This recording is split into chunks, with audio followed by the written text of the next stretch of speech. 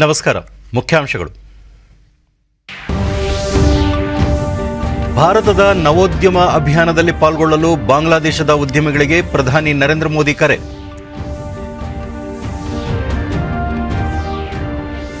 ದೇಶದ 124 ನಗರಗಳಲ್ಲಿ ಸ್ವಚ್ಛ ವಾಯು ಕಾರ್ಯಕ್ರಮ ಅನುಷ್ಠಾನ, ರಾಜ್ಯದ 4 ನಗರಗಳು ಆಯ್ಕೆ. ಪಶ್ಚಿಮ ಬಂಗಾಳದ 30, ಅಸ್ಸಾಂನ 40 ಕ್ಷೇತ್ರಗಳಿಗೆ ನಾಳೆ ಮೊದಲ ಹಂತದ ಚುನಾವಣೆ. ಕೋವಿಡ್-19 ಸುರಕ್ಷತಾ ಮಾರ್ಗಸೂಚಿ ಪಾಲನೆ. ಹಾಗೂ ಉಪಚುನಾವಣೆಗಳಲ್ಲಿ ಕೊರೋನಾ ಸೋಂಕು ಹೆಚ್ಚಾಗದಂತೆ ಮುನ್ನೆಚ್ಚರಿಕೆ ವಹಿಸಲು ಚುನಾವಣಾ ಆಯೋಗಕ್ಕೆ ಮನವಿ. Doctor K Sudhakar. ವಾರ್ತೆಗಳ ವಿವರ. 2 ದಿನಗಳ ಬಾಂಗ್ಲಾದೇಶ ಪ್ರವಾಸದಲ್ಲಿರುವ ಪ್ರಧಾನಿ ನರೇಂದ್ರ ಮೋದಿ ಇಂದು ಬಾಂಗ್ಲಾದೇಶ ರಾಷ್ಟ್ರೀಯ ದಿನಾಚರಣೆ ಕಾರ್ಯಕ್ರಮದಲ್ಲಿ ಪಾಲ್ಗೊಂಡರು. ಬಾಂಗ್ಲಾದೇಶ ಅಧ್ಯಕ್ಷ ಅಬ್ದುಲ್ ಹಮೀದ್, ಪ್ರಧಾನಿ ಶೇಖ್ ಹಸೀನಾ ಕಾರ್ಯಕ್ರಮದಲ್ಲಿ ಉಪಸ್ಥಿತರಿದ್ದರು. ಕಾರ್ಯಕ್ರಮದಲ್ಲಿ ಭಾರತ ಸರ್ಕಾರ ಇತ್ತೀಚೆಗೆ ಬಂಗಬಂಧು ಶೇಖ್ ಮುಜಿಬುರ್ ರೆಹಮಾನ್ ಅವರಿಗೆ ಮರಣೋತ್ತರವಾಗಿ ಪ್ರಕಟಿಸಿದ ಗಾಂಧಿ ಶಾಂತಿ ಪ್ರಶಸ್ತಿಯನ್ನು ನರೇಂದ್ರ ಮೋದಿ ಅವರು ಮುಜಿಬುರ್ ರೆಹಮಾನ್ ಅವರ ಕಿರಿಯ ಪುತ್ರಿಗೆ ಪ್ರದಾನ ಮಾಡಿದರು.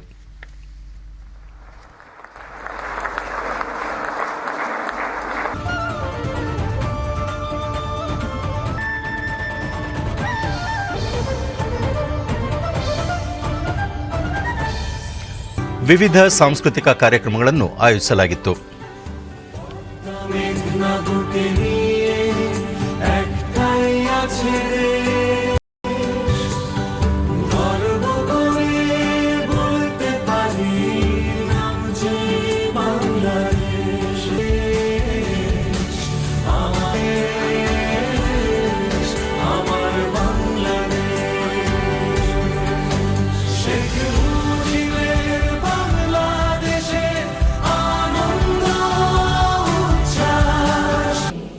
ನರೇಂದ್ರ ಮೋದಿಗೆ ನಮಸ್ಕಾರ.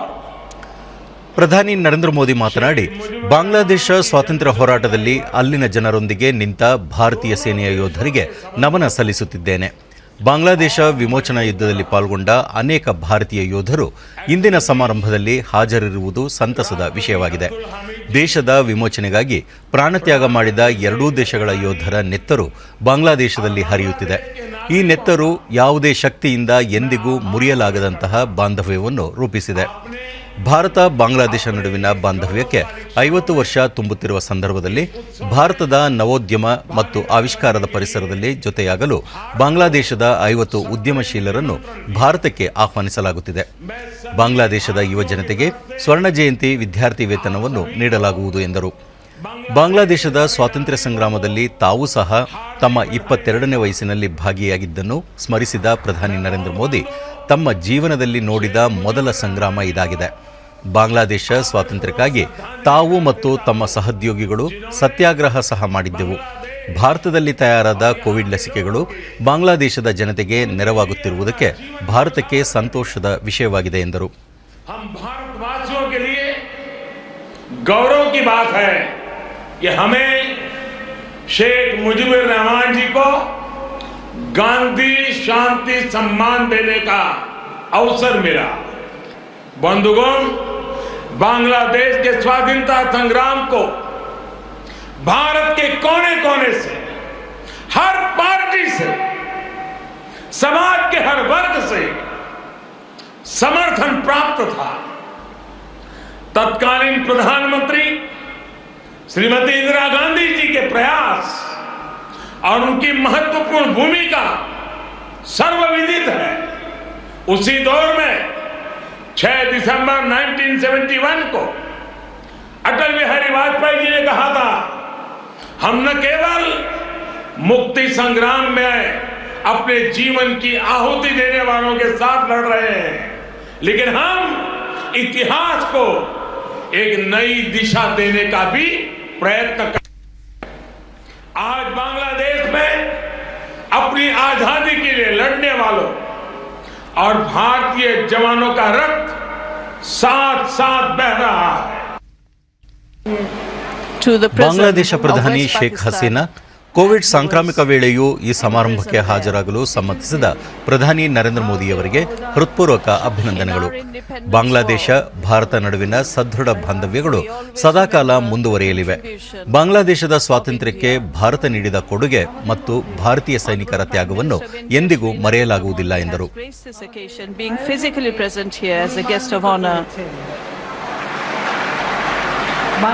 We are honored to have him here.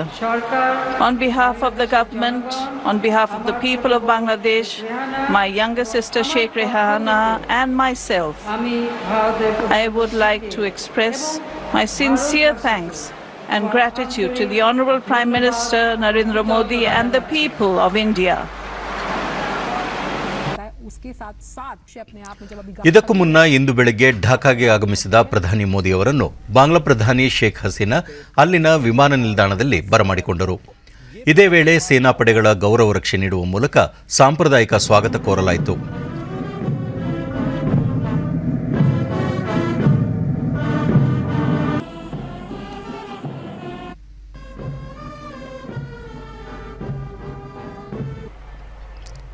ಪ್ರವಾಸದ ಮೊದಲ ದಿನವಾದ ಇಂದು ರಾಷ್ಟ್ರೀಯ ಹುತಾತ್ಮರ ಸ್ಮಾರಕಕ್ಕೆ ಭೇಟಿ ನೀಡಿದ ಪ್ರಧಾನಿ ಹುತಾತ್ಮ ಯೋಧರಿಗೆ ಗೌರವ ನಮನ ಸಲ್ಲಿಸಿದರು.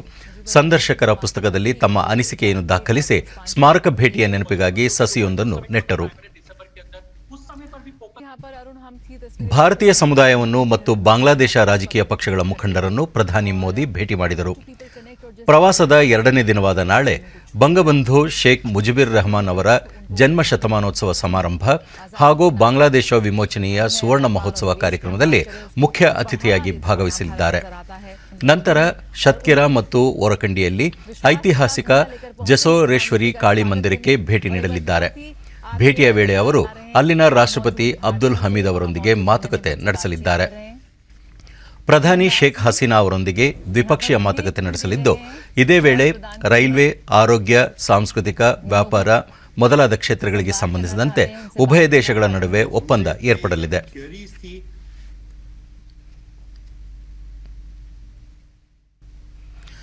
ಬೆಂಗಳೂರು ಸೇರಿದಂತೆ ರಾಜ್ಯದ 4 ನಗರಗಳಲ್ಲಿ ವಾಯು ಮಾಲಿನ್ಯವನ್ನು 25% ತಗ್ಗಿಸುವ ರಾಷ್ಟ್ರೀಯ ಸ್ವಚ್ಛ ವಾಯು ಕಾರ್ಯಕ್ರಮದ ಅನುಷ್ಠಾನಕ್ಕೆ ತಾಂತ್ರಿಕ ನೆರವು ಪಡೆಯುವ ಒಪ್ಪಂದಕ್ಕೆ ಸಹಿ ಹಾಕಲಾಯಿತು. ಕಳೆದ ವರ್ಷ ಸ್ವಾತಂತ್ರ್ಯ ದಿನಾಚರಣೆ ಸಂದರ್ಭದಲ್ಲಿ ಪ್ರಧಾನಿ ನರೇಂದ್ರ ಮೋದಿ ಅವರು ಮುಂದಿನ 4 ವರ್ಷಗಳಲ್ಲಿ 30% ವಾಯು ಮಾಲಿನ್ಯ ನಿಯಂತ್ರಿಸಬೇಕು ಎಂದು ಕರೆ ನೀಡಿದರು. ಅದರ ಅನುಸಾರ ದೇಶದ 124 ನಗರಗಳನ್ನು ಸ್ವಚ್ಛ ವಾಯು ಕಾರ್ಯಕ್ರಮಕ್ಕೆ ಆಯ್ಕೆ ಮಾಡಿಕೊಳ್ಳಲಾಗಿದೆ. ಅವುಗಳಲ್ಲಿ ಕರ್ನಾಟಕದ ಬೆಂಗಳೂರು, ಹುಬ್ಬಳ್ಳಿ, ಧಾರವಾಡ, ದಾವಣಗೆರೆ, ಕಲಬುರಗಿ ನಗರಗಳು ಸೇರ್ಪಡೆಯಾಗಿವೆ. ಬಿಬಿಎಂಪಿಯಲ್ಲಿ 44 ಅಂಶಗಳ ಹಾಗೂ ಉಳಿದ 3 ನಗರಗಳಲ್ಲಿ 27 ಅಂಶಗಳ ಕ್ರಿಯಾ ಯೋಜನೆಯೊಂದಿಗೆ ವಾಯುಮಾಲಿನ್ಯ ನಿಯಂತ್ರಣಕ್ಕೆ ಕಾರ್ಯಕ್ರಮ ರೂಪಿಸಲಾಗಿದೆ. 15ನೇ ಆರ್ಥಿಕ ಹಣಕಾಸು ಆಯೋಗದ ಅನುದಾನದಲ್ಲಿ ಬಿಬಿಎಂಪಿಗೆ 139 ಕೋಟಿ ರೂಪಾಯಿ ನೀಡಲಾಗಿದ್ದು, ಕಾರ್ಯಕ್ರಮದ ಪ್ರಗತಿ ಆಧರಿಸಿ ಇನ್ನೂ ಹೆಚ್ಚಿನ ಅನುದಾನ ನೀಡಲು ಬದ್ಧವಾಗಿರುವುದಾಗಿ ಕೇಂದ್ರ ಸರ್ಕಾರ ತಿಳಿಸಿದೆ. ವಾಯುಮಾಲಿನ್ಯ ನಿಯಂತ್ರಣಕ್ಕೆ ತಾಂತ್ರಿಕ ನೆರವು ಪಡೆಯಲು ಹಾಗೂ ಕ್ರಿಯಾ ಯೋಜನೆ ಅನುಷ್ಠಾನಕ್ಕೆ ಇನ್ಸ್ಟಿಟ್ಯೂಟ್ ಆಫ್ ರೆಪ್ಯೂಟ್ ಜೊತೆ ರಾಜ್ಯ ಮಾಲಿನ್ಯ ನಿಯಂತ್ರಣ ಮಂಡಳಿ, ಬಿಬಿಎಂಪಿ ಹಾಗೂ ನಗರ ಸ್ಥಳೀಯ ಸಂಸ್ಥೆಗಳು ಒಡಂಬಡಿಕೆಗೆ ಸಹಿ ಹಾಕಿವೆ. ಕೇಂದ್ರ ಅರಣ್ಯ, ಪರಿಸರ ಹಾಗೂ ಹವಾಮಾನ ಬದಲಾವಣೆ ಸಚಿವರಾದ ಪ್ರಕಾಶ್ ಜಾವಡೇಕರ್ ಜೊತೆ ರಾಜ್ಯ ಸರ್ಕಾರದ ಪರಿಸರ ಹಾಗೂ ಜೀವಿಶಾಸ್ತ್ರ ಖಾತೆ ಸಚಿವ ಸಿಪಿ ಯೋಗೀಶ್ವರ್ ವಿಡಿಯೋ ಕಾನ್ಫರೆನ್ಸ್ ಮೂಲಕ ಸಮಾಲೋಚನೆ ನಡೆಸಿ ಒಡಂಬಡಿಕೆಗೆ ಸಹಿ ಹಾಕಿದರು. ಪ್ರಕಾಶ್ ಜಾವಡೇಕರ್ ವಾಯುಮಾಲಿನ್ಯ ನಿಯಂತ್ರಣಕ್ಕೆ ಪರಿಸರ ಸ್ನೇಹಿ ಇಂಧನ ಬಳಕೆ, ಈ ಬಸ್ಗಳ ಸಂಖ್ಯೆ ಹೆಚ್ಚಳ ಸೇರಿದಂತೆ ಅನೇಕ ಯೋಜನೆಗಳನ್ನು ಹಮ್ಮಿಕೊಳ್ಳಲಾಗಿದೆ. ಸ್ಥಳೀಯ ಆಡಳಿತ ಮತ್ತು ಸರ್ಕಾರಗಳು ಯೋಜನೆಗಳನ್ನು ಪರಿಣಾಮಕಾರಿಯಾಗಿ ಅನುಷ್ಠಾನಕ್ಕೆ ತರಬೇಕು, ವಿಶ್ವವಿದ್ಯಾಲಯಗಳು ಮತ್ತು ತಾಂತ್ರಿಕ ಸಂಸ್ಥೆಗಳು ಸಹಕಾರ ನೀಡಬೇಕು ಎಂದು ಮನವಿ ಮಾಡಿದರು. ಅನಾರೋಗ್ಯದ ಹಿನ್ನೆಲೆಯಲ್ಲಿ ರಾಷ್ಟ್ರಪತಿ ರಾಮನಾಥ್ ಕೋವಿಂದ್ ಇಂದು ದೆಹಲಿಯ ಸೇನಾ ಆಸ್ಪತ್ರೆಗೆ ದಾಖಲಾಗಿದ್ದಾರೆ. ವೈದ್ಯಕೀಯ ಪರೀಕ್ಷೆಗಳ ನಂತರ ಅವರ ಆರೋಗ್ಯ ಸ್ಥಿರವಾಗಿದೆ ಎಂದು ವೈದ್ಯರು ತಿಳಿಸಿದ್ದಾರೆ. ಪ್ರಧಾನಿ ನರೇಂದ್ರ ಮೋದಿ ಅವರು ರಾಷ್ಟ್ರಪತಿಯವರ ಪುತ್ರನೊಂದಿಗೆ ಮಾತನಾಡಿ ಆರೋಗ್ಯದ ಬಗ್ಗೆ ಮಾಹಿತಿ ಪಡೆದುಕೊಂಡಿದ್ದಾರೆ. ಇದೇ ಸಂದರ್ಭದಲ್ಲಿ ರಾಷ್ಟ್ರಪತಿ ಅವರು ಶೀಘ್ರವೇ ಚೇತರಿಸಿಕೊಳ್ಳಲಿ ಎಂದು ಹಾರೈಸಿದ್ದಾರೆ. 4 ರಾಜ್ಯ, 1 ಕೇಂದ್ರಾಡಳಿತ ಪ್ರದೇಶದಲ್ಲಿ ವಿಧಾನಸಭಾ ಚುನಾವಣೆಯ ಪ್ರಚಾರ ಬಿರುಸುಗೊಂಡಿದೆ. ಮತದಾರರನ್ನು ಸೆಳೆಯಲು ಎಲ್ಲ ರಾಜಕೀಯ ಪಕ್ಷಗಳು ರಣತಂತ್ರ ರೂಪಿಸುತ್ತಿವೆ. ನಾಳೆ ಪಶ್ಚಿಮ ಬಂಗಾಳ ಮತ್ತು ಅಸ್ಸಾಂನಲ್ಲಿ ಮೊದಲನೇ ಹಂತದ ಮತದಾನ ನಡೆಯಲಿದ್ದು ಚುನಾವಣಾ ಆಯೋಗ ವ್ಯಾಪಕ ಬಂದೋಬಸ್ತ್ ಮಾಡಿದೆ. ಪಶ್ಚಿಮ ಬಂಗಾಳದ 30 ಸ್ಥಾನಗಳಿಗೆ 191 ಅಭ್ಯರ್ಥಿಗಳು, ಅಸ್ಸಾಂನ 47 ಕ್ಷೇತ್ರಗಳಿಗೆ 269 ಅಭ್ಯರ್ಥಿಗಳು ಕಣಕ್ಕಿಳಿದಿದ್ದಾರೆ. ಮೊದಲ ಹಂತದ ಚುನಾವಣೆಗೆ ನಿನ್ನೆ ಸಂಜೆ ಬಹಿರಂಗ ಪ್ರಚಾರ ಅಂತ್ಯಗೊಂಡಿದೆ. 4ನೇ ಹಂತದ ಮತದಾನಕ್ಕೆ ನಾಮಪತ್ರಗಳನ್ನು ಹಿಂಪಡೆಯಲು ಇಂದು ಕಡೆಯ ದಿನವಾಗಿದೆ. ಈ ನಡುವೆ ಅಸ್ಸಾಂನಲ್ಲಿ ಕೇಂದ್ರ ಗೃಹ ಸಚಿವ ಅಮಿತ್ ಶಾ ಚುನಾವಣಾ ಪ್ರಚಾರ ನಡೆಸಿದರು. कमलपुर में होगी, इसके बाद वे दोपहर में जागी रोड में जनसभा को संबोधित करेंगे. पथराखंडी में और सिलचर में भी अमित शाह चुनावी रैली करेंगे. ಕೇರಳ, ತಮಿಳುನಾಡು, ಪುದುಚೇರಿಯಲ್ಲೂ ಚುನಾವಣಾ ಪ್ರಚಾರ ಬಿರುಸುಗೊಂಡಿದೆ. ಬಿಜೆಪಿ ರಾಷ್ಟ್ರೀಯ ಅಧ್ಯಕ್ಷ ಜೆಪಿ ನಡ್ಡಾ ತುತ್ತುಕುಡಿಯಲ್ಲಿ ಆಯೋಜಿಸಿದ್ದ ಚುನಾವಣಾ ಪ್ರಚಾರ ಸಭೆಯಲ್ಲಿ ಪಾಲ್ಗೊಂಡು ತಮಿಳುನಾಡಿನ ಸರ್ವಾಂಗೀಣ ಅಭಿವೃದ್ಧಿಗೆ ಜನರು ಈ ಬಾರಿಯೂ ಎನ್ಡಿಎ ಪರ ಮತ ಚಲಾಯಿಸಬೇಕು, ಕೇಂದ್ರದಲ್ಲಿ ಎನ್ಡಿಎ ಸರ್ಕಾರ ಇರುವುದರಿಂದ ರಾಜ್ಯದಲ್ಲಿ ಪ್ರಗತಿಗೆ ಪೂರಕವಾಗಲಿದೆ ಎಂದರು.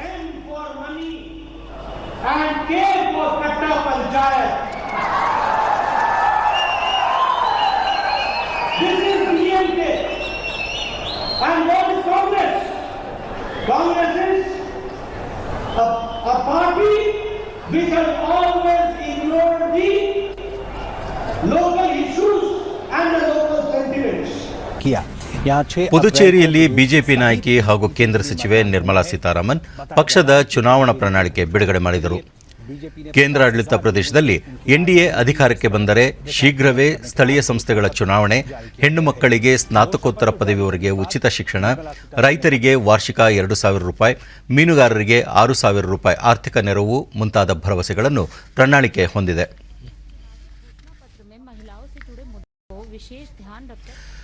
ದೇಶದಲ್ಲಿ ಕಳೆದ 24 ಗಂಟೆಗಳಲ್ಲಿ 59,118 ಹೊಸ ಕೋವಿಡ್-19 ಪ್ರಕರಣಗಳು ಬೆಳಕಿಗೆ ಬಂದಿವೆ. ಇದರೊಂದಿಗೆ 32,987 ಮಂದಿ ಗುಣಮುಖರಾಗಿದ್ದು 257 ಮಂದಿ ಮೃತಪಟ್ಟಿದ್ದಾರೆ. ದೇಶದಲ್ಲಿ ಒಟ್ಟು ಸೋಂಕಿತರ ಸಂಖ್ಯೆ 1,18,46,652ಕ್ಕೆ ಏರಿಕೆಯಾಗಿದೆ ಎಂದು ಕೇಂದ್ರ ಆರೋಗ್ಯ ಸಚಿವಾಲಯ ತಿಳಿಸಿದೆ. ಇದುವರೆಗೆ 1,12,64,637 ಮಂದಿ ಗುಣಮುಖರಾಗುವುದರೊಂದಿಗೆ ಚೇತರಿಕೆ ಪ್ರಮಾಣ ಶೇಕಡಾ 95.09ಕ್ಕೆ ಏರಿಕೆಯಾಗಿದೆ. ಒಟ್ಟು 4,21,066 ಸಕ್ರಿಯ ಪ್ರಕರಣಗಳಿದ್ದು ಶೇಕಡಾ 3.55ರಷ್ಟಿದೆ. ಇದುವರೆಗೆ 1,60,949 ಮಂದಿ ಮೃತಪಟ್ಟಿದ್ದು ಈ ಪ್ರಮಾಣ ಶೇಕಡಾ 1.36ರಷ್ಟಿದೆ. ದೇಶಾದ್ಯಂತ ಈವರೆಗೂ 5 ಕೋಟಿಗೂ ಅಧಿಕ ಮಂದಿಗೆ ಕೋವಿಡ್-19 ಲಸಿಕೆ ನೀಡಲಾಗಿದೆ ಎಂದು ಆರೋಗ್ಯ ಸಚಿವಾಲಯದ ಮೂಲಗಳು ತಿಳಿಸಿವೆ. ರಾಜ್ಯದಲ್ಲಿ ಇಂದು ಹೊಸದಾಗಿ 2,566 ಕೋವಿಡ್ ಪ್ರಕರಣಗಳು ದೃಢಪಟ್ಟಿದ್ದು, ಇದರೊಂದಿಗೆ ಒಟ್ಟು ಸೋಂಕು ಪ್ರಕರಣಗಳ ಸಂಖ್ಯೆ 9,81,044ಕ್ಕೆ ಏರಿಕೆಯಾಗಿದೆ. ಇಂದು 1,207 ಮಂದಿ ಆಸ್ಪತ್ರೆಯಿಂದ ಬಿಡುಗಡೆಯಾಗಿದ್ದು, ಇದುವರೆಗೂ ಗುಣಮುಖರಾದವರ ಒಟ್ಟು ಸಂಖ್ಯೆ 9,48,988ಕ್ಕೆ ತಲುಪಿದೆ. ಇಂದು 13 ಮಂದಿ ಸಾವನ್ನಪ್ಪಿದ್ದು, ಮೃತಪಟ್ಟವರ ಸಂಖ್ಯೆ 12,484ಕ್ಕೆ ಏರಿಕೆಯಾಗಿದೆ. ಸದ್ಯ ರಾಜ್ಯದಲ್ಲಿ 19,553 ಸಕ್ರಿಯ ಪ್ರಕರಣಗಳಿವೆ. 174 ಮಂದಿ ರಾಜ್ಯದ ವಿವಿಧ ಆಸ್ಪತ್ರೆಗಳಲ್ಲಿ ತೀವ್ರ ನಿಗಾ ಘಟಕದಲ್ಲಿ ಚಿಕಿತ್ಸೆ ಪಡೆಯುತ್ತಿದ್ದಾರೆ.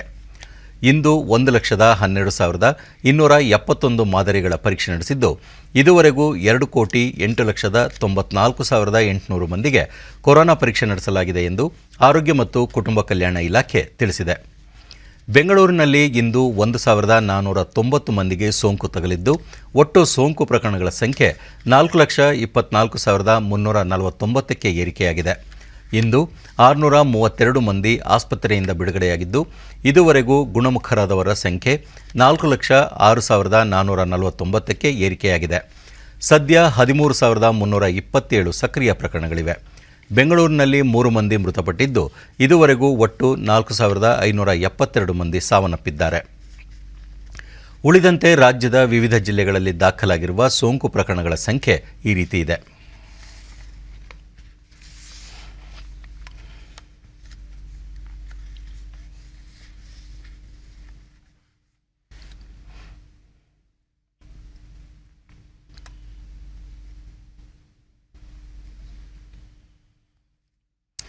ಬೆಳಗಾವಿ ಲೋಕಸಭೆ ಮಸ್ಕಿ ಹಾಗೂ ಬಸವಕಲ್ಯಾಣ ವಿಧಾನಸಭಾ ಕ್ಷೇತ್ರಕ್ಕೆ ಉಪಚುನಾವಣೆ ನಡೆಯುತ್ತಿರುವ ಸಂದರ್ಭದಲ್ಲಿ ಕೊರೋನಾ ಸೋಂಕು ಹೆಚ್ಚಾಗದಂತೆ ನಿಯಂತ್ರಿಸುವ ಸಂಬಂಧ ಆರೋಗ್ಯ ಇಲಾಖೆ ಅಧಿಕಾರಿಗಳು ಚುನಾವಣಾ ಆಯೋಗವನ್ನು ಭೇಟಿ ಮಾಡಿ ಮನವಿ ಸಲ್ಲಿಸಲಿದ್ದಾರೆ ಎಂದು ಆರೋಗ್ಯ ಮತ್ತು ಕುಟುಂಬ ಕಲ್ಯಾಣ ಇಲಾಖೆ ಸಚಿವ ಡಾ ಕೆ ಸುಧಾಕರ್ ಹೇಳಿದ್ದಾರೆ. ಸುದ್ದಿಗಾರರೊಂದಿಗೆ ಮಾತನಾಡಿದ ಅವರು, ಕೊರೋನಾ ಎರಡನೇ ಅಲೆ ಹಿನ್ನೆಲೆಯಲ್ಲಿ ಚುನಾವಣೆಗಳ ಸಂದರ್ಭದಲ್ಲಿ ಸೋಂಕು ಹರಡುವುದನ್ನು ತಡೆಗಟ್ಟಲು ಮಾರ್ಗಸೂಚಿಗಳನ್ನು ರೂಪಿಸಲಾಗಿದೆ. ಜನರ ಆರೋಗ್ಯ ಮತ್ತು ಸುರಕ್ಷತೆ ಹಿತದೃಷ್ಟಿಯಿಂದ ಎಲ್ಲ ರಾಜಕೀಯ ಪಕ್ಷಗಳ ನಾಯಕರು, ಅಭ್ಯರ್ಥಿಗಳು, ಕಾರ್ಯಕರ್ತರು ಹಾಗೂ ಚುನಾವಣಾ ಸಿಬ್ಬಂದಿ ಮಾರ್ಗಸೂಚಿಗಳನ್ನು ತಪ್ಪದೆ ಪಾಲಿಸಬೇಕು ಎಂದು ಮನವಿ ಮಾಡಿದ್ದಾರೆ. ಸೋಂಕು ನಿಯಂತ್ರಣಕ್ಕೆ ಸರ್ಕಾರ ತಾಂತ್ರಿಕ ಸಲಹಾ ಸಮಿತಿಯ ಶಿಫಾರಸು ಆಧರಿಸಿ ಎಲ್ಲ ರೀತಿಯ ಬಿಗಿ ಕ್ರಮಗಳನ್ನು ಕೈಗೊಂಡಿದೆ. ಯಾವುದೇ ಚಟುವಟಿಕೆಗಳನ್ನು ನಿಯಂತ್ರಿಸುವುದು ಸದ್ಯಕ್ಕೆ ಕಷ್ಟವಾಗಿದೆ. ಆದರೆ ಜನಜೀವನವನ್ನು ಅವಲೋಕಿಸಿ ಸೋಂಕು ಹೆಚ್ಚಾಗಿ ಹರಡದಂತೆ ಮುಂಜಾಗ್ರತೆ ವಹಿಸಲಾಗುವುದು ಎಂದು ತಿಳಿಸಿದರು. ಕೋವಿಡ್-19 ಪ್ರಕರಣಗಳನ್ನು ಮರೆಮಾಚುವ ಕೆಲಸವನ್ನು ಸರ್ಕಾರ ಮಾಡುತ್ತಿಲ್ಲ. ಅದರ ಅವಶ್ಯಕತೆಯೂ ಇಲ್ಲ. ವಸ್ತುಸ್ಥಿತಿಯ ಅಂಶಗಳನ್ನು ಪ್ರತಿದಿನ ಘೋಷಣೆ ಮಾಡಲಾಗುತ್ತಿದೆ. ಸೋಂಕು ನಿಯಂತ್ರಣಕ್ಕೆ ಸಂಬಂಧಪಟ್ಟಂತೆ ಪ್ರತಿಪಕ್ಷಗಳ ಸದಸ್ಯರು ಸೇರಿ ಎಲ್ಲರ ಸಲಹೆ ಪಡೆಯಲಾಗಿದೆ ಎಂದು ಅವರು ಹೇಳಿದ್ದಾರೆ. ಹಬ್ಬಗಳ ಆಚರಣೆ ಸಂದರ್ಭದಲ್ಲಿ ಪಾಲಿಸಬೇಕಾದ ಮಾರ್ಗಸೂಚಿಗಳನ್ನು ಹೊರಡಿಸಲಾಗಿದೆ. ಕಳೆದ ವರ್ಷ ಕೂಡ ಇದೇ ರೀತಿಯ ನಿರ್ಬಂಧಗಳನ್ನು ಜಾರಿ ಮಾಡಲಾಗಿತ್ತು ಎಂದು ಸಚಿವರು ತಿಳಿಸಿದ್ದಾರೆ. ಮಣಿಪಾಲ್ ಸಂಸ್ಥೆಯಲ್ಲಿ 704 ಕೋವಿಡ್ ಪ್ರಕರಣಗಳು ಕಂಡುಬಂದಿದ್ದರಿಂದ ಅದನ್ನು ಸಂಪೂರ್ಣವಾಗಿ ಸೀಲ್ ಡೌನ್ ಮಾಡಲಾಗಿದೆ ಎಂದು ತಿಳಿಸಿದರು. ರಾಜ್ಯದಲ್ಲಿ ಹೊಸದಾಗಿ ಅಸ್ತಿತ್ವಕ್ಕೆ ಬಂದಿರುವ 54 ತಾಲೂಕುಗಳಿಗೆ ತಲಾ 2.5 ಲಕ್ಷ ರೂಪಾಯಿಗಳಂತೆ ಒಟ್ಟು 1,35 ಲಕ್ಷ ರೂಪಾಯಿಗಳನ್ನು ಬಿಡುಗಡೆ ಮಾಡಿ ರಾಜ್ಯ ಸರ್ಕಾರ ಆದೇಶ ಹೊರಡಿಸಿದೆ. 2017-18ನೇ ಸಾಲಿನಲ್ಲಿ ಹೊಸದಾಗಿ 50 ತಾಲೂಕುಗಳನ್ನು ರಚನೆ ಮಾಡುವುದಾಗಿ ಘೋಷಿಸಲಾಗಿತ್ತು. 2018ರ ಜನವರಿಯಿಂದ ಈ ತಾಲೂಕುಗಳು ಅಸ್ತಿತ್ವಕ್ಕೆ ಬಂದಿವೆ. ಇದೇ ಸಾಲಿನಲ್ಲಿ ಹೊಸ ತಾಲೂಕುಗಳ ರಚನೆಗೆ ಖರ್ಚು ವೆಚ್ಚಗಳಿಗೆ 10 ಕೋಟಿ ರೂಪಾಯಿಗಳನ್ನು ಒದಗಿಸಲಾಗಿತ್ತು. ಅದರಲ್ಲಿ 10 ಲಕ್ಷ ರೂಪಾಯಿಯಂತೆ 5 ಕೋಟಿ ರೂಪಾಯಿಗಳ ಅನುದಾನವನ್ನು ಜಿಲ್ಲಾಧಿಕಾರಿಗಳಿಗೆ ಬಿಡುಗಡೆ ಮಾಡಲಾಗಿದೆ. 2018-19ನೇ ಸಾಲಿನ ಬಜೆಟ್ನಲ್ಲಿ 7 ಕೋಟಿ ರೂಪಾಯಿಗಳನ್ನು ಒದಗಿಸಿ ಪ್ರತಿ ತಾಲೂಕಿಗೆ 10 ಲಕ್ಷ ರೂಪಾಯಿಯಂತೆ 5 ಕೋಟಿ ರೂಪಾಯಿ ಅನುದಾನ ಮಾಡಲಾಗಿದೆ. 2019-20ನೇ ಸಾಲಿನಲ್ಲಿ 5 ಲಕ್ಷ ರೂಪಾಯಿಯಂತೆ 2 ಕೋಟಿ 50 ಲಕ್ಷ ರೂಪಾಯಿಗಳನ್ನು ಬಿಡುಗಡೆ ಮಾಡಲಾಗಿತ್ತು.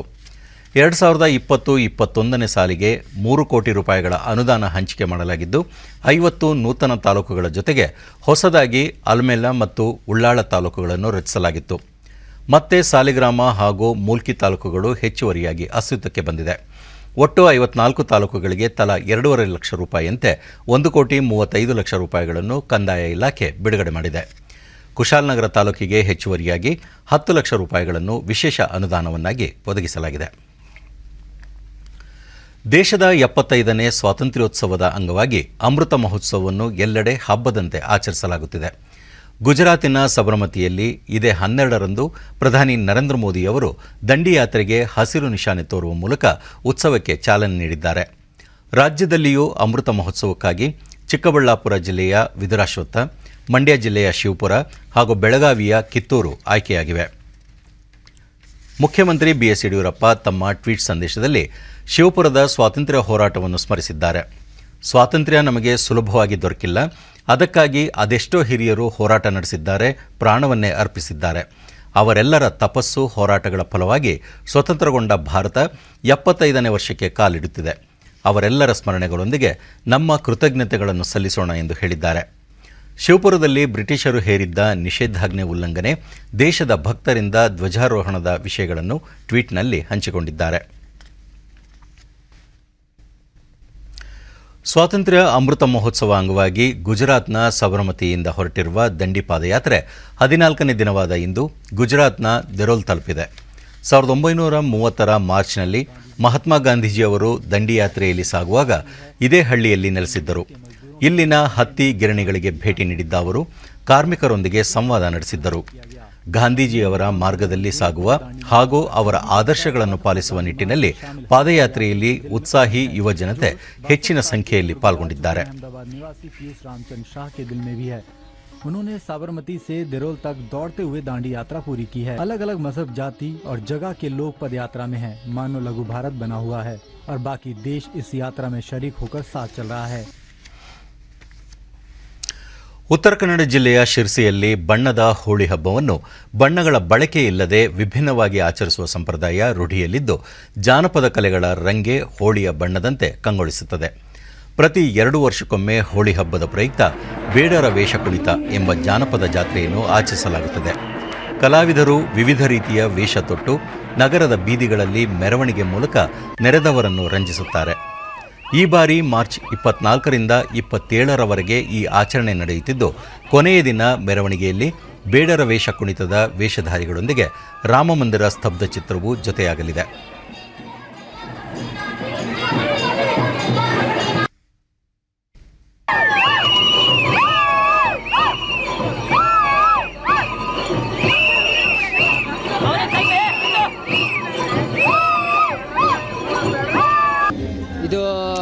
ಕಲಾವಿದ ಮುತ್ತು ಪ್ರತಿ 2 ವರ್ಷಗಳಿಗೊಮ್ಮೆ ನಡೆಯುವ ಈ ಸಂಭ್ರಮದಲ್ಲಿ ಭಾಗವಹಿಸುವುದೇ ಒಂದೊಳ್ಳೆ ಅವಕಾಶ. ಉತ್ತಮ ಕಲಾವಿದರಿಗೆ ಬಹುಮಾನವನ್ನು ನೀಡಲಾಗುತ್ತದೆ ಎಂದರು. ಗೆಲ್ತೀವೋ ಬಿಡ್ತೀವೋ ಗೊತ್ತಿಲ್ಲ, ಆದ್ರೆ ಗೆಲ್ತೀವಿ ಅಂತ 100% ಆಸೆ ಇಟ್ಕೊಂಡೇ ಬಂದಿರ್ತೀವಿ. ಇದು ಪೂರ್ತಿ ನಾವು ರೆಡಿ ಮತ್ತೋರ್ವ ನವೀನ್ ಈ ಬಾರಿ 50,000 ಖರ್ಚು ಮಾಡಿ ತಯಾರಿಸಲಾಗಿರುವ ವೇಷ ಸುಮಾರು 10ರಿಂದ 15 ಕೆಜಿ ತೂಕ ಹೊಂದಿದೆ. ರಾತ್ರಿ ಆರಂಭಗೊಂಡ ಜಾನಪದ ಕಲೆಗಳ ಮೆರವಣಿಗೆ ಬೆಳಗಿನ ಜಾವದವರೆಗೂ ನಡೆಯುತ್ತದೆ ಎಂದರು. ವೇಟ್ ಬಂದ್ಬಿಟ್ಟು ಗಾಳಿನ ದೂಡ್ಕೊಂಡು ಹೋಗುತ್ತೆ. 18ರಿಂದ 20 ಕೆಜಿ ತನಕ ಗಾಳಿನ ದೂಡ್ಕೊಂಡು ಹೋಗ್ಬೇಕಾಗ್ತದೆ. ನಾವು ಈ ರಾತ್ರಿಗೆ ನಮ್ದು ಈಗ ಒಂದು 10 ಗಂಟೆ ಸ್ಟಾರ್ಟ್ ಮಾಡಿದ್ರೆ 3ರಿಂದ 4 ಗಂಟೆ ತನಕ ಮುಕ್ತಾಯ ಆಗುತ್ತೆ. ಸ್ಥಳೀಯರಾದ ಮಂಗಳನಾಯ್ಕ ಶಿರಸಿಯಲ್ಲಿ 2 ವರ್ಷಕ್ಕೊಮ್ಮೆ ಹೋಳಿ ಹಬ್ಬವನ್ನು ಜಾನಪದ ಜಾತ್ರೆ ಎಂದೇ ಆಚರಿಸಲಾಗುತ್ತದೆ. ರಾಜ್ಯದ ಹಲವು ಭಾಗಗಳಿಂದ ಆಸಕ್ತರು ಈ ಉತ್ಸವದಲ್ಲಿ ಭಾಗಿಯಾಗುತ್ತಾರೆ. ಹೋಳಿಯಲ್ಲಿ ಇಲ್ಲಿ ಎಲ್ಲೂ ಇಲ್ಲದಂತಹ, ರಾಜ್ಯದಲ್ಲೇ ಎಲ್ಲೂ ನಡೆಯದಂತಹ ಒಂದು ವಿಶೇಷ ಅಂದರೆ ಬೇಡರ ವೇಷ. ಇದು ಸೋಂದೆ ಅರಸರ ಕಾಲದಿಂದ ನಡೀತಿರುವಂತಹ ಒಂದು ವಿಶೇಷತೆ ಇಲ್ಲಿ.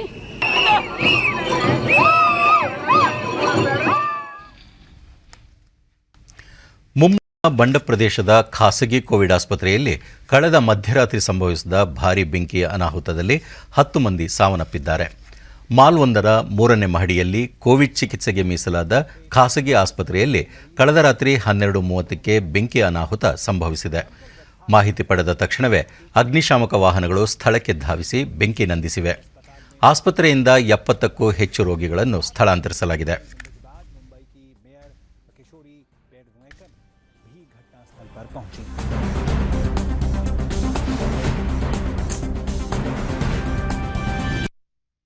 ಪ್ರಧಾನಿ ನರೇಂದ್ರ ಮೋದಿಯವರು ದುರಂತದಲ್ಲಿ ಮೃತಪಟ್ಟವರಿಗೆ ಸಂತಾಪ ಸೂಚಿಸಿದ್ದು, ಗಾಯಾಳುಗಳು ಶೀಘ್ರ ಚೇತರಿಸಿಕೊಳ್ಳಲೆಂದು ಪ್ರಾರ್ಥಿಸಿದ್ದಾರೆ. ಧಾರವಾಡ ಎನ್ಎಂ ಮುತ್ತಣ್ಣ ಸ್ಮಾರಕ ಪೊಲೀಸ್ ಮಕ್ಕಳ ವಸತಿ ಶಾಲೆ ಅಭಿವೃದ್ಧಿ ಕುರಿತಂತೆ ಬೆಂಗಳೂರಿನಲ್ಲಿಂದು ವಿಧಾನಸಭಾಪತಿ ಬಸವರಾಜ ಬೊಮ್ಮಾಯಿಯವರ ನೇತೃತ್ವದಲ್ಲಿ ಹಿರಿಯ ಅಧಿಕಾರಿಗಳ ಸಭೆ ನಡೆಯಿತು. ಗೃಹ ಇಲಾಖೆಯ ಅಪರ ಮುಖ್ಯ ಕಾರ್ಯದರ್ಶಿ ಡಾಕ್ಟರ್ ರಜನೀಶ್ ಗೋಯಲ್, ಹಣಕಾಸು ಇಲಾಖೆ ಕಾರ್ಯದರ್ಶಿ ಪಿಸಿ ಜಾಫರ್, ಆಡಳಿತ ವಿಭಾಗದ ಹೆಚ್ಚುವರಿ ಪೊಲೀಸ್ ಮಹಾನಿರ್ದೇಶಕ ಸಲೀಂ ಸೇರಿದಂತೆ ಪ್ರಮುಖ ಅಧಿಕಾರಿಗಳು ಸಭೆಯಲ್ಲಿ ಭಾಗವಹಿಸಿದ್ದರು. ಸಭೆಯಲ್ಲಿ ಗೃಹ ಸಚಿವ ಬಸವರಾಜ ಬೊಮ್ಮಾಯಿ, ಒಂದು ಶಿಕ್ಷಣ ಸಂಸ್ಥೆಯನ್ನು ಕಟ್ಟಲು ಹಲವಾರು ಅಡ್ಡಿ ಆತಂಕಗಳಿರ್ತವೆ, ಎಲ್ಲವನ್ನು ಮೀರಿ ಶಾಲೆಗಳನ್ನು ಮುನ್ನಡೆಸಬೇಕಿದೆ. ಧಾರವಾಡದ ಪೊಲೀಸ್ ಶಾಲೆಯಲ್ಲಿ ಮಕ್ಕಳು ಉತ್ತಮ ಫಲಿತಾಂಶ ಪಡೆಯುತ್ತಿದ್ದಾರೆ ಎಂದು ಹೇಳಿದರು. ಶಾಲೆಯನ್ನು ಪುನಶ್ಚೇತನಗೊಳಿಸುವ ಅಗತ್ಯವಿದೆ. ಅದಕ್ಕೆ 2 ವರ್ಷಗಳಿಗಾಗಿ ಆರ್ಥಿಕ ನೆರವು ನೀಡಲು ರಾಜ್ಯ ಸರ್ಕಾರ ಸಿದ್ಧವಿದೆ. ಇಲಾಖೆಯ ಅಧಿಕಾರಿಗಳು ಶಾಲಾ ಸಿಬ್ಬಂದಿಯ ವೇತನ ಹಾಗೂ ಇತರ ವೆಚ್ಚಗಳಿಗೆ ಸಂಬಂಧಪಟ್ಟ ಪ್ರಸ್ತಾವಗಳನ್ನು ಸಿದ್ಧಪಡಿಸಿ ಆರ್ಥಿಕ ಇಲಾಖೆಗೆ ಸಲ್ಲಿಸುವಂತೆ ಸೂಚನೆ ನೀಡಿದರು. ಸುಮಾರು 3,700 ಕೋಟಿ ರೂಪಾಯಿ ಮೊತ್ತದ ಬ್ಯಾಂಕ್ ವಂಚನೆಯ 30 ಪ್ರಕರಣಗಳಿಗೆ ಸಂಬಂಧಿಸಿ ಸಿಬಿಐ ಬೆಂಗಳೂರು, ಬಳ್ಳಾರಿ ಸೇರಿದಂತೆ ದೇಶಾದ್ಯಂತ 100ಕ್ಕೂ ಹೆಚ್ಚು ಕಡೆ ದಾಳಿ ನಡೆಸಿದೆ. ಸಾರ್ವಜನಿಕ ವಲಯದ ವಿವಿಧ ಬ್ಯಾಂಕುಗಳು ನೀಡಿದ ದೂರುಗಳನ್ನು ಆಧರಿಸಿ ಸಿಬಿಐ ವಿಶೇಷ ಕಾರ್ಯಾಚರಣೆಯನ್ನು ನಡೆಸಿತ್ತು. ದಾಳಿಗಳ ವೇಳೆ ಅನೇಕ ದಾಖಲೆಗಳು ಮತ್ತು ಡಿಜಿಟಲ್ ಸಾಕ್ಷ್ಯಗಳನ್ನು ವಶಪಡಿಸಿಕೊಳ್ಳಲಾಗಿದೆ. ವಂಚನೆ, ಸಾಲಗಳಿಗಾಗಿ ನಕಲಿ ದಾಖಲೆಗಳ ಸಲ್ಲಿಕೆ ಮುಂತಾದ ಅನೇಕ ದೂರುಗಳನ್ನು ವಿವಿಧ ಬ್ಯಾಂಕುಗಳು ಸಿಬಿಐಗೆ ದೂರು ಸಲ್ಲಿಸಿದ್ದವು. ಇಂತಹ ವಂಚನೆಗಳಿಂದ ಬ್ಯಾಂಕ್ಗಳ ಅನುತ್ಪಾದಕ ಆಸ್ತಿ ಪ್ರಮಾಣ ಏರಿಕೆಯಾಗುತ್ತಿದೆ ಎಂದು ಸಾರ್ವಜನಿಕ ವಲಯದ ಬ್ಯಾಂಕುಗಳು ದೂರಿದ್ದವು. ದೇಶದ 75ನೇ ಸ್ವಾತಂತ್ರ್ಯೋತ್ಸವದ ಅಮೃತ ಮಹೋತ್ಸವವನ್ನು ಅರ್ಥಪೂರ್ಣವಾಗಿ ಆಚರಿಸಲು ಬೀದರ್ ಜಿಲ್ಲಾಡಳಿತ ಕಾರ್ಯಕ್ರಮ ರೂಪಿಸಿದ್ದು, ಜಿಲ್ಲಾಧಿಕಾರಿ ರಾಮಚಂದ್ರನ್ ಡೋಲು ಬಾರಿಸುವ ಮೂಲಕ ಕಾರ್ಯಕ್ರಮಕ್ಕೆ ಚಾಲನೆ ನೀಡಿದರು. ಅಮೃತ ಮಹೋತ್ಸವವನ್ನು ಜನಸ್ನೇಹಿ ಕಾರ್ಯಕ್ರಮವನ್ನಾಗಿ ಆಚರಿಸಲು ನಿರ್ಧರಿಸಿದ್ದು, ಪ್ರತಿಯೊಂದು ಇಲಾಖೆಯ ಜನಪರ ಯೋಜನೆಗಳ ಬಗ್ಗೆ ಸಾರ್ವಜನಿಕರಿಗೆ ಮಾಹಿತಿ ಒದಗಿಸುವುದು ಸೇರಿದಂತೆ ಮಕ್ಕಳಲ್ಲಿನ ಪ್ರತಿಭೆ ಹೊರಹೊಮ್ಮಿಸುವ ವಿವಿಧ ಕಾರ್ಯಕ್ರಮಗಳ ಆಯೋಜನೆಗೆ ಜಿಲ್ಲಾಡಳಿತ ಸೂಚನೆ ನೀಡಿದೆ. ಕಾರ್ಯಕ್ರಮ ಉದ್ಘಾಟಿಸಿದ ರಾಮಚಂದ್ರನ್, ದೇಶಕ್ಕೆ ಸ್ವಾತಂತ್ರ್ಯ ಬಂದ 75 ವರ್ಷಗಳ ಸವಿ ನೆನಪಿಗಾಗಿ ಆಗಸ್ಟ್ವರೆಗೆ ಅಮೃತ ಮಹೋತ್ಸವವನ್ನು ಆಚರಿಸಲಾಗುತ್ತಿದೆ. ಈ ಸಂದರ್ಭದಲ್ಲಿ ಸ್ವಾತಂತ್ರ್ಯ ವೀರರ ತ್ಯಾಗ, ಬಲಿದಾನವನ್ನು ಸ್ಮರಿಸುವುದರ ಜೊತೆಗೆ ಪ್ರೀತಿ ವಿಶ್ವಾಸದ ಸಂದೇಶ ಸಾರಬೇಕು ಎಂದು ಸಲಹೆ ನೀಡಿದರು. ಈ ಇಂಡಿಯಾ ಅಟ್ 75 ಎನ್ನುವಂತ ಈ ಒಂದು ಕಾರ್ಯಕ್ರಮವನ್ನ ಎಲ್ಲ ಇಲಾಖೆಯು ಕೂಡ ಸಾರ್ವಜನಿಕರ ಮಧ್ಯದಲ್ಲಿ ಈ ಆಚರಣೆಯನ್ನು ನಡೆಸಲಿದ್ದೀವಿ. ಅದಕ್ಕೆ ಇವತ್ತು ನಾವು ಪ್ರಾರಂಭವನ್ನ ಮಾಡ್ತಾ ಇದ್ದೀವಿ. ಬಹಳ ಸಂತೋಷ ಅನಿಸ್ತಾ ಇದೆ.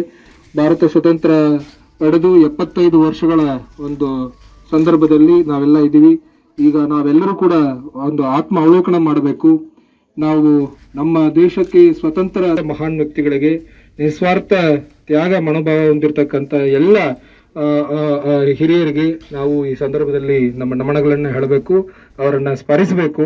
ಅದೇ ಸಂದರ್ಭದಲ್ಲಿ ಅವ್ರು ಕೊಟ್ಟಿರ್ತಕ್ಕಂಥ ತ್ಯಾಗದ ಉದ್ದೇಶ ಏನಂತ ನಾವೆಲ್ಲರೂ ಅರ್ಥ ಮಾಡ್ಕೋಬೇಕು. ಸ್ವತಂತ್ರವಾದಂತ ಒಂದು ದೇಶದಲ್ಲಿ ಪ್ರತಿಯೊಬ್ಬ ವ್ಯಕ್ತಿಗೂ ಕೂಡ ಸಮಾನತೆ, ಅವರಿಗೆ ಸಿಗಬೇಕಾಗಿರ್ತಕ್ಕಂಥ ಅವಕಾಶಗಳು, ಅವ್ರ ಮನಸ್ಸಿನಲ್ಲಿರ್ತಕ್ಕಂಥ ನಿರೀಕ್ಷೆ, ಇದೆಲ್ಲದಕ್ಕೂ ಕೂಡ ಸಂವಿಧಾನದ ಮೂಲಕ ನಮಗೆ ದೊರೆದಿರ್ತಕ್ಕಂಥ ಈ ಒಂದು ಸ್ವಾತಂತ್ರ್ಯವನ್ನ ಎತ್ತಿಡಿಬೇಕು. ಅದೆಲ್ಲವನ್ನು ಕೂಡ ನಾವು ಜನರ ಒಂದು ಸರ್ಕಾರದ ಒಂದು ನೌಕರರಾಗಿ ನಾವೆಲ್ಲರೂ ಅದನ್ನ ಸಾರ್ವಜನಿಕರಿಗೆ ಅವರ ಮನೆ ಬಾಗಿಲಿಗೆ ಕೊಂಡೊಯ್ಯುವಂತ ಒಂದು ನಿಟ್ಟಿನಲ್ಲಿ ನಾವೆಲ್ಲರೂ ಶ್ರಮಿಸೋಣ ಅಂತ. ಹಿರಿಯ ಸಾಹಿತಿ ಪ್ರಧಾನಿ ನರೇಂದ್ರ ಮೋದಿಯವರು ಈ ತಿಂಗಳ 28ರ ಭಾನುವಾರದಂದು ಆಕಾಶವಾಣಿಯಲ್ಲಿ ತಮ್ಮ ಮಾಸಿಕ ಮನ್ ಕಿ ಬಾತ್ ಕಾರ್ಯಕ್ರಮದಲ್ಲಿ ದೇಶದ ಜನತೆಯನ್ನು ಉದ್ದೇಶಿಸಿ ಮಾತನಾಡಲಿದ್ದಾರೆ. ಇದು ಮನ್ ಕಿ ಬಾತ್ನ 75ನೇ ಸಂಚಿಕೆಯಾಗಿದೆ. ಈ ಸಂಬಂಧ ಟ್ವೀಟ್ ಮಾಡಿರುವ ಪ್ರಧಾನಿ, ಮನ್ ಕಿ ಬಾತ್ ಕಾರ್ಯಕ್ರಮ ಹೊಸ ವಿಚಾರಧಾರೆಗಳು, ಆಸಕ್ತಿದಾಯಕ ವಿಷಯಗಳು ಮತ್ತು ಜೀವನದ ಉನ್ನತಿಗೆ ಪ್ರೇರಣೆ ನೀಡುವ ವಿಚಾರಗಳನ್ನು ಹಂಚಿಕೊಳ್ಳಲು ಉತ್ತಮ ವೇದಿಕೆಯಾಗಿದೆ ಎಂದು ತಿಳಿಸಿದ್ದಾರೆ. ಪುಣೆಯಲ್ಲಿ ನಡೆಯುತ್ತಿರುವ 2ನೇ ಏಕದಿನ ಕ್ರಿಕೆಟ್ ಪಂದ್ಯದಲ್ಲಿ ಭಾರತದ ವಿರುದ್ಧ ಇಂಗ್ಲೆಂಡ್ 6 ವಿಕೆಟ್ಗಳ ರೋಚಕ ಜಯ ಗಳಿಸಿದೆ. ಟಾಸ್ ಗೆದ್ದ ಇಂಗ್ಲೆಂಡ್ ಫೀಲ್ಡಿಂಗ್ ಆಯ್ಕೆ ಮಾಡಿಕೊಂಡಿತ್ತು. ಬ್ಯಾಟಿಂಗ್ ಆರಂಭಿಸಿದ ಭಾರತ ನಿಗದಿತ 50 ಓವರ್ಗಳಲ್ಲಿ ಪ್ರಮುಖ 6 ವಿಕೆಟ್ಗಳನ್ನು ಕಳೆದುಕೊಂಡು 336 ರನ್ ಕಲೆ ಹಾಕಿತ್ತು. ಭಾರತದ ಪರ ಕೆಎಲ್ ರಾಹುಲ್ 108, ರಿಷಬ್ ಪಂತ್ 77 ರನ್ ಗಳಿಸಿದರು. ಭಾರತದ ಈ ಬೃಹತ್ ಮೊತ್ತವನ್ನು ಬೆನ್ನಟ್ಟಿದ್ದ ಇಂಗ್ಲೆಂಡ್ ಕೇವಲ 43.3 ಓವರ್ನಲ್ಲಿ ಗೆಲುವಿನ ಗುರಿ ತಲುಪಿತು. ಇಂಗ್ಲೆಂಡ್ ಪರ ಅದ್ಭುತ ಬ್ಯಾಟಿಂಗ್ ಪ್ರದರ್ಶಿಸಿದ ಜಾನಿ ಬೈಸ್ಟೋ 124 ರನ್, ಬೆನ್ ಸ್ಟೋಕ್ 99 ರನ್ ಗಳಿಸುವ ಮೂಲಕ ತಂಡವನ್ನು ಗೆಲುವಿನ ದಡ ಸೇರಿಸುವಲ್ಲಿ ಯಶಸ್ವಿಯಾದರು.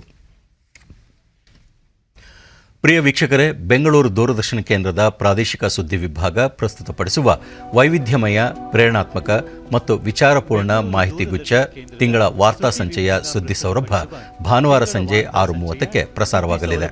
ಮಾರ್ಚ್ ಸಂಚಿಕೆ ಇದೇ ಭಾನುವಾರ 28ರಂದು ಸಂಜೆ 6:30 ಈ ಸಂಚಿಕೆಯಲ್ಲಿ ವಿಶೇಷ ಚೇತನರಿಗೆ ಆಶಾಕಿರಣ, ಪುಷ್ಪಪ್ರಿಯ, 6 ಶತಮಾನಗಳ ಬಿದಿರಿ ಕಲೆಯ ಕೈಚಳಕ, ಜೀವಾಮೃತದಿಂದ ಕೃಷಿಗೆ ಜೀವ ಹಾಗೂ ದಾಂಡೇಲಿಯ ಇಕೋ ಪಾರ್ಕ್ನ ಕಾರ್ಟೂನ್ ಪಾತ್ರಗಳು.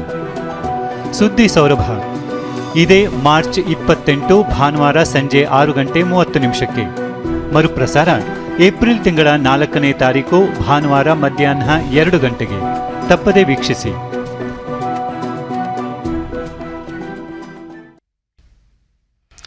ಕೊನೆಯಲ್ಲಿ ಮತ್ತೊಮ್ಮೆ ಮುಖ್ಯಾಂಶಗಳು. ಭಾರತದ ನವೋದ್ಯಮ ಅಭಿಯಾನದಲ್ಲಿ ಪಾಲ್ಗೊಳ್ಳಲು ಬಾಂಗ್ಲಾದೇಶದ ಉದ್ಯಮಿಗಳಿಗೆ ಪ್ರಧಾನಿ ನರೇಂದ್ರ ಮೋದಿ ಕರೆ. ದೇಶದ 124 ನಗರಗಳಲ್ಲಿ ಸ್ವಚ್ಛ ವಾಯು ಕಾರ್ಯಕ್ರಮ ಅನುಷ್ಠಾನ, ರಾಜ್ಯದ 4 ನಗರಗಳು ಆಯ್ಕೆ.